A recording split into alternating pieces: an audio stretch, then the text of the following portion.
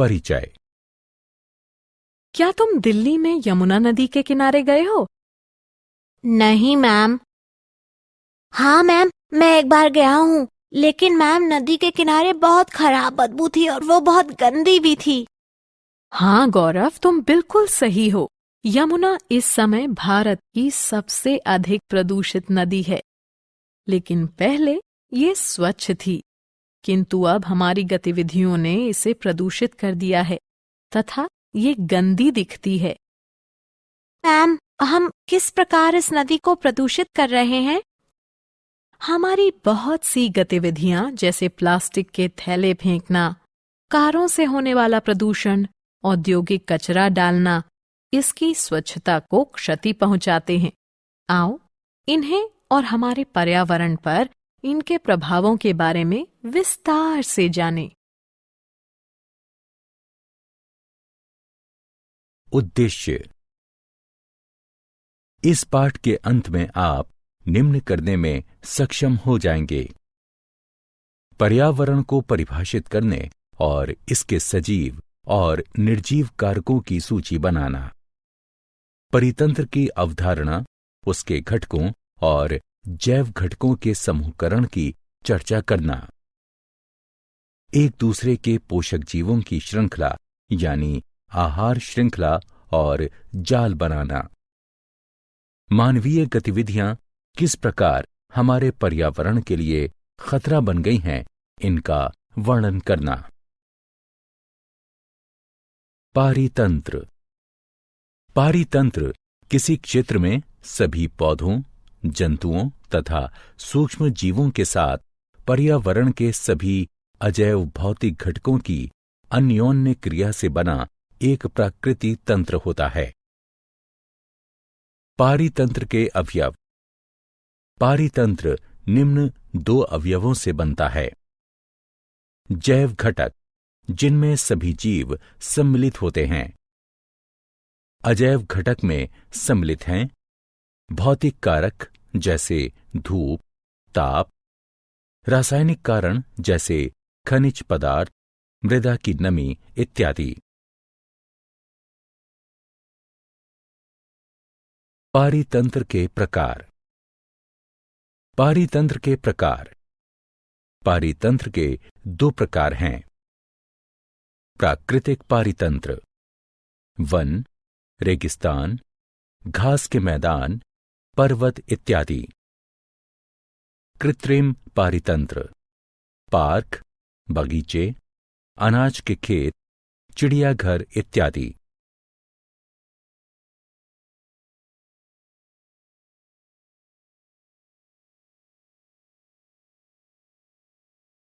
पारितंत्र के जैव घटकों का वर्गीकरण।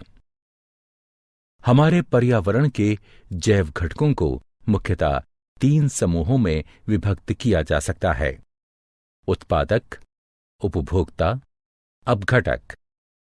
उत्पादक ऐसे जीव जैसे पौधे होते हैं जो अकार्बनिक यौगिकों से कार्बनिक यौगिक का उत्पादन करते हैं। उपभोक्ता ऐसे जीव होते हैं जो दूसरे जीवों से पोषक पदार्थ ग्रहण करते हैं। अपघटक सूक्ष्म जीव होते हैं जो मृत पौधों एवं जंतुओं का अपघटन करते हैं। वे मृदा में उपस्थित जटिल कार्बनिक पदार्थों का सरल अकार्बनिक पदार्थों में अपमार्जन करते हैं, जिनका पौधों द्वारा पुनः प्रयोग होता है।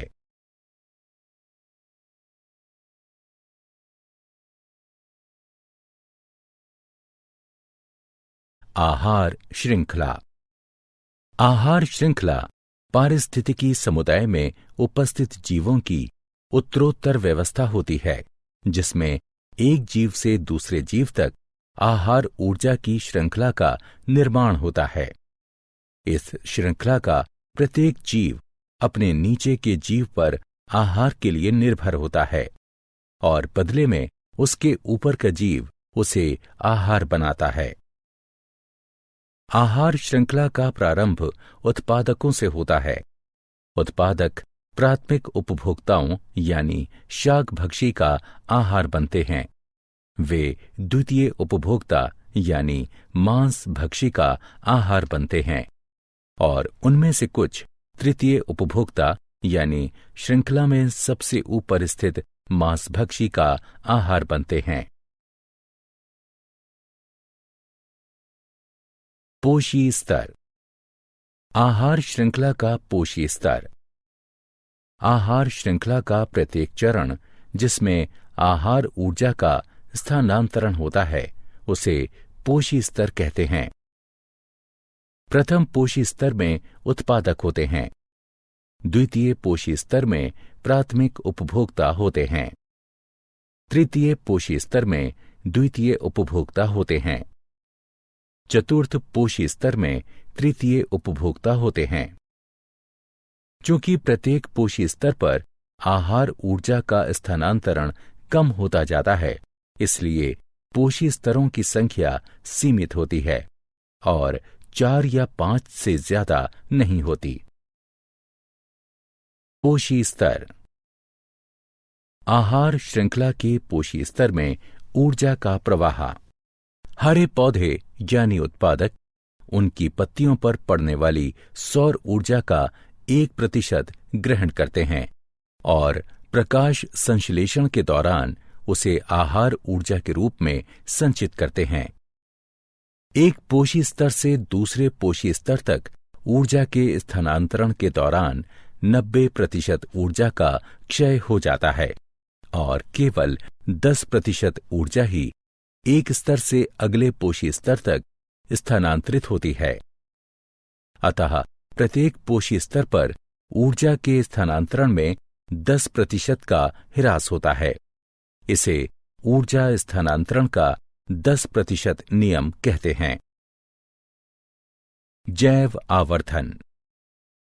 हानिकारक रसायन जैसे कीटनाशक तथा पीड़कनाशक जिनका प्रयोग फसलों को कीटों और पीड़कों से बचाने के लिए किया जाता है, उनको पौधे अवशोषित कर लेते हैं और ये आहार श्रृंखला में प्रवेश कर जाते हैं। चूंकि ये रसायन अजैव निम्नीकृत है, यह प्रत्येक पोषी स्तर पर उत्तरोत्तर संग्रहित होते जाते हैं और इनकी मात्रा बढ़ती जाती है। क्योंकि किसी भी आहार श्रृंखला में मनुष्य शीर्षस्थ है, अतः हमारे शरीर में यह रसायन सर्वाधिक मात्रा में संचित हो जाते हैं। ऊंचे पोषी स्तर के जीवों के शरीर में हानिकारक रसायनों की मात्रा बढ़ने को जैव आवर्धन कहते हैं। आहार जाल। पर्यावरण में उपस्थित परस्पर संबंधित विभिन्न आहार श्रृंखलाओं के जटिल तंत्र को आहार जाल कहते हैं।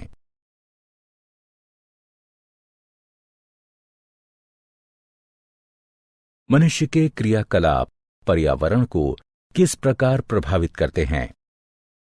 मनुष्य के क्रियाकलाप बहुत से अपशिष्ट पदार्थों का उत्पादन करते हैं जो पर्यावरण में फेंक दिए जाते हैं। ये अपशिष्ट वायु, जल और मृदा को प्रदूषित कर देते हैं। उत्पादित अपशिष्ट पदार्थ 2 प्रकार के होते हैं: जैव अपघटित अपशिष्ट, अजैव अपघटित अपशिष्ट। हम जो कचरा उत्पादित करते हैं उसका प्रबंधन हमें कैसे करना चाहिए? घरेलू अपशिष्ट को कचरा कहते हैं। कचरे के कारण वायु, जल और मृदा प्रदूषण होता है, अतः इसका सही तरीके से अपघटन होना चाहिए। कचरे के अपघटन की कुछ विधियां निम्न हैं: भूमि भराव, पुनर्चक्रण, बायोगैस और खाद का उत्पादन, कूड़ा खाद की तैयारी, भस्मीकरण, अपशिष्ट शोधन संयंत्र। वायुमंडल में ओजोन की परत का अपक्षय। वायुमंडल में ओजोन की परत का अपक्षय। ओजोन यानी O3 के अणु ऑक्सीजन के 3 परमाणुओं से बनते हैं। वायुमंडल के उच्चतर स्तर पर यूवी विकिरण के प्रभाव से ऑक्सीजन के कई अणु स्वतंत्र ऑक्सीजन परमाणुओं में बंट जाते हैं, जो ऑक्सीजन अणु यानी O2 के साथ संयुक्त होकर ओजोन बनाते हैं। वायुमंडल के ऊपरी स्तर में उपस्थित ओजोन की परत सूर्य से आने वाले हानिकारक यूवी विकिरण से पृथ्वी की रक्षा करती है। यूवी विकिरण से मनुष्यों में त्वचा का कैंसर होता है। रेफ्रिजरेटरों और अग्निशामकों में प्रयोग होने वाले क्लोरोफ्लोरोकार्बन यानी CFCS जैसे रसायनों के प्रयोग से ओजोन की परत को क्षति पहुंच रही है। अतः ओजोन की परत की रक्षा करने के लिए CFCS का प्रयोग अब कम किया जा रहा है। क्या आप जानते हैं, ओजोन परत को क्षति पहुंचाने वाले पदार्थों पर 1987 में मॉन्ट्रियल संधि हुई थी। ये एक ऐसी संधि है जिसके अंतर्गत ओजोन की परत को क्षति पहुंचाने वाले पदार्थों के वैश्विक उत्पादन, उपभोग और उत्सर्जन में कमी आई है। सारांश। आइए हमने जो कुछ सीखा है उसे संक्षेप में दोहराएं। एक पारितंत्र में जैव और अजैव घटकों की अन्योन्य क्रिया शामिल होती है। पारितंत्र के जैव घटकों में उत्पादक, उपभोक्ता और अपघटक शामिल होते हैं। विभिन्न जैव स्तरों में शामिल जीवों की श्रृंखला आहार श्रृंखला का निर्माण करती है। एक पोषी स्तर से दूसरे पोषी स्तर तक जाने में ऊर्जा का सतत क्षय होता है। उत्पन्न होने वाले अपशिष्ट पदार्थों को जैव अपघटित अपशिष्ट और अजैव अपघटित अपशिष्ट में वर्गीकृत किया जाता है। क्लोरोफ्लोरोकार्बन रसायनों के प्रयोग से ओजोन की परत को क्षति पहुंचती है।